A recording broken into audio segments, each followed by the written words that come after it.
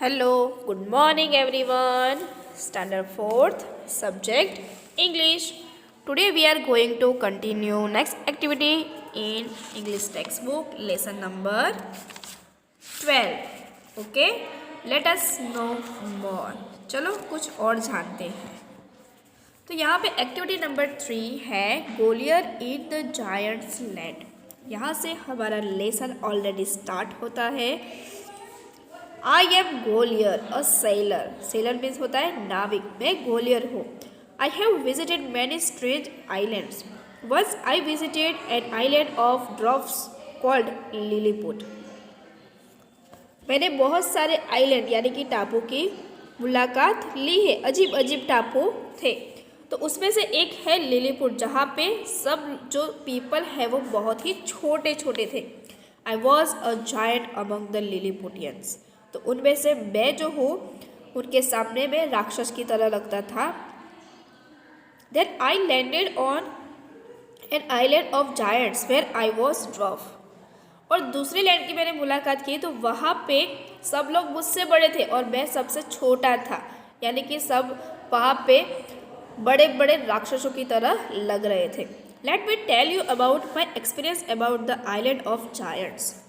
तो चलो मैं यहाँ पे मेरा एक्सपीरियंस शेयर कर रहा हूँ. जो आइलैंड पे मुझे सब लोग जायंट यानी कि राक्षस की तरह दिखते थे. मतलब मैं उनके सामने बौना था यानी कि छोटा था. I was trying to find a gap in the hedge when I discover one of the giants in the next field walking towards the fence. तो एक दिन की बात है कि मैं एक गैप ढूंढ रहा था छिपने के लिए, क्योंकि वहाँ पे मैंने एक जायंट यानी कि एक बड़े से व्यक्ति को देखा था फेंस के पास, वाड़ के पास. I was struck with fear and run to hide myself. मैं वहाँ से भागा और अपने आप को छुपाने लगा. He called in a voice much louder than a Trump. उनका जो वॉइस है वो ट्रम्प से यानी कि शहनाई से भी ज़्यादा लाउडर था.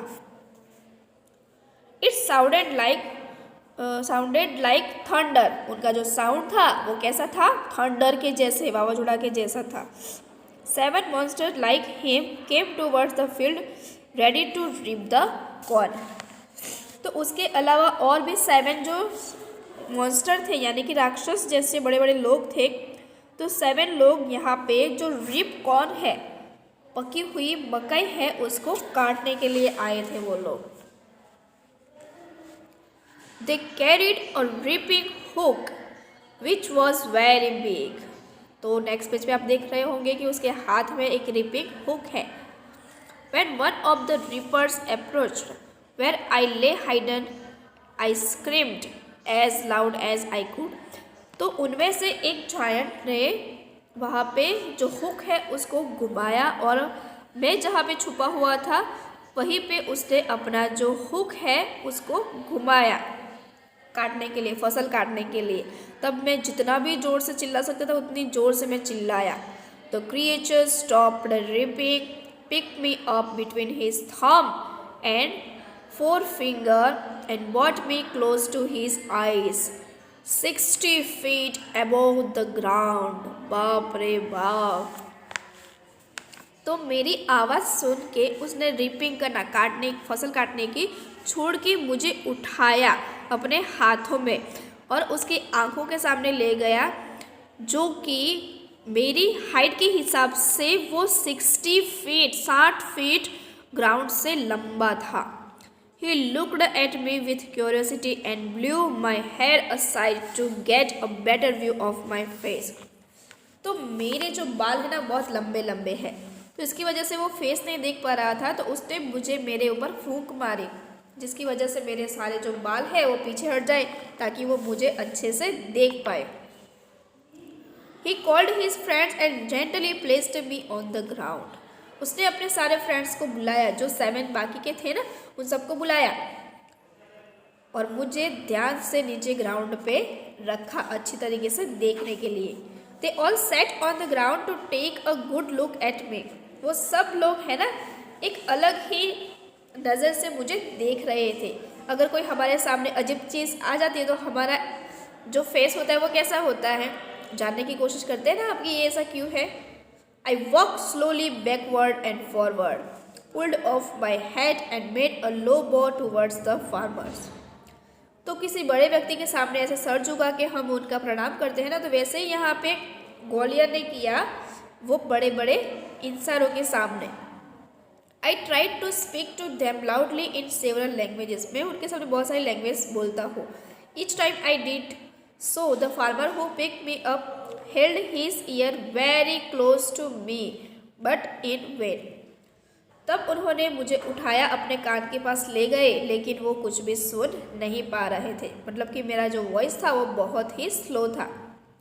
The farmer took me to his house and placed me at some distance on the dining table which was 30 feet high from the floor. मतलब कि ये जो ग्वालियर है ऐसे प्लेस पे आ गया है जहाँ पे सब लोग बड़े बड़े हैं, तो चीज़ें भी उनके हिसाब से ही होंगी ना।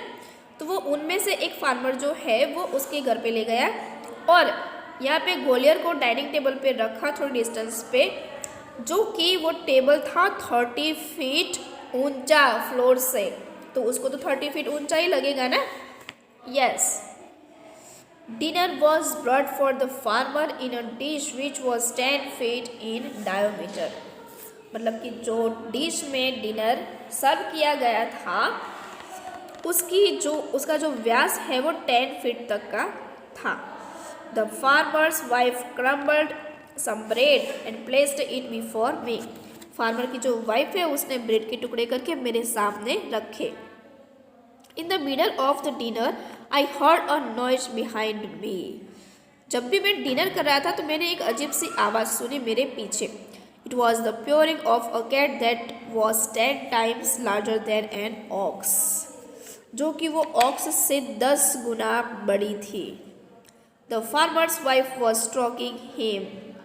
Then entered the farmer's 1 year old son in the arms of a lady. Farmer की वाइफ ने उसको भगा दिया। बाद में कौन आया? फार्मर का जो सन है, जो कि वो 1 year का ही है, उसको एक लेडी लेके आती है। On seeing me, the child grabbed me from the table and put my head into his mouth. तो यहाँ पे जो चाइल्ड है ना उसको क्या लगा ग्वालियर जो एक डॉल की जैसा लगा, तो उसको उठा लिया, क्योंकि वो तो छोटा है तो उसको तो पता ही नहीं है ना, तो सीधा उसके मुंह में डालने जाता है। I shouted so loudly that baby dropped मी। तो मैं चिल्ला रहा था कि बेबी मुझे उसके मुंह में न डाल दे। I would have broken my neck if the mother had not held her apron under me. तो अगर मदर ने उनके कपड़े में मुझे नहीं ले लिया होता तो पक्का वो तो मेरी गर्दन को मरोड़ ही देता। Later she put me on her own bed and covered me with a clean white handkerchief. तो वो लेडी यहाँ पे जो फार्मर की जो वाइफ थी, तो उसने मुझे उठा लिया और एक वाइट कलर के हैंडकरचीफ में मुझे लपेट के उसके बेड में सुला दिया। I slept dreaming of my home, my wife and my children. फिर मैं सो गया और ड्रीम करने लगा कि मैं मेरे घर पे हूँ, मेरी वाइफ है और मेरे बच्चे हैं। तो स्टूडेंट, है ना बहुत ही इंटरेस्टिंग स्टोरी। अगर ऐसा ही कुछ आपके साथ होता है तो आप क्या फील करते हो वो मुझे बताना, ठीक है। नेक्स्ट वीडियो में हम आगे की एक्टिविटी क्लियर करेंगे। इसके हार्ड वर्ड्स आपको PDF में से देख के लिखने हैं। सो बाय।